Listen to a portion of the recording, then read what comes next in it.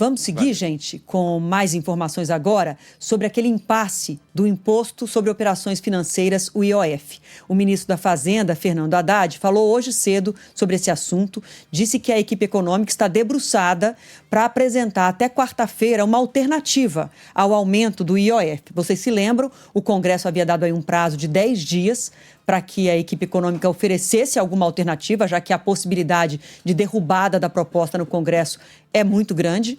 Então, o ministro Haddad disse que não precisa desses 10 dias estabelecidos pelo Congresso para resolver esse impasse e que a alta no imposto, que foi anunciada no mês passado como parte das medidas para manter o ajuste fiscal, pode ser solucionada, pode ser substituída por outras mudanças. Ele, pela primeira vez, Haddad disse que outras mudanças já estão sendo conversadas, inclusive defendeu que sejam mudanças estruturais, que pensem não apenas em equilibrar as contas públicas desse ano de 2025, que o governo anunciou esse aumento de imposto justamente para cumprir as metas fiscais de 2025, mas o ministro Fernando Haddad defendeu que as mudanças sejam feitas de forma estrutural, inclusive, para que isso também já impacte as contas públicas nos outros anos. Só que ele não detalhou quais seriam essas mudanças que já estão ali sendo alinhavadas, que até quarta-feira devem ser apresentadas e analisadas. O que o ministro disse é que as conversas de fim de semana, tanto com o presidente do Senado quanto com o presidente da Câmara,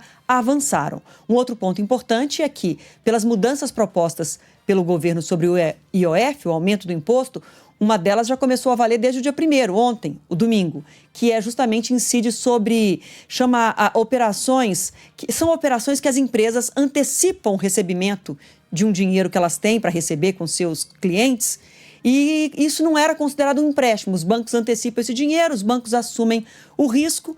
Isso não era considerado um empréstimo e agora passou a ser considerado e incide IOF, portanto, isso aumenta o custo dessas operações que são importantes para as empresas, que elas fazem esse tipo de operação justamente para ter dinheiro, para comprar matéria-prima, para girar o negócio. E isso já começou a valer, portanto, tem uma pressão grande do Congresso para que isso não seja cobrado, para que não fique valendo até que esse impasse seja resolvido. Vamos ouvir o que disse o ministro da Fazenda, Fernando Haddad. Olha, o decreto é para resolver um problema pontual, distorções pontuais, mas se nós ficarmos de decreto em decreto, nós não vamos fazer o que o país precisa para apontar um horizonte de médio e longo prazo de sustentabilidade. Os dois presidentes e o presidente Lula, porque todas essas conversas foram feitas fazendo com que o que os presidentes das casas falavam chegasse ao presidente da República e vice-versa.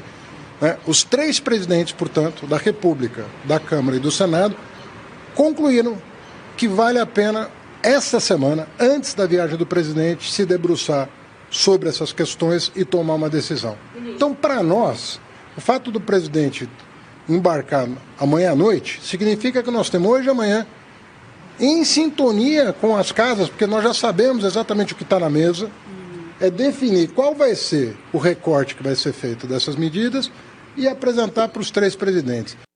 A gente vai voltar a falar ainda desse assunto no Entre Nós de hoje com os nossos colunistas Rodrigo Orengo e Juliana Rosa.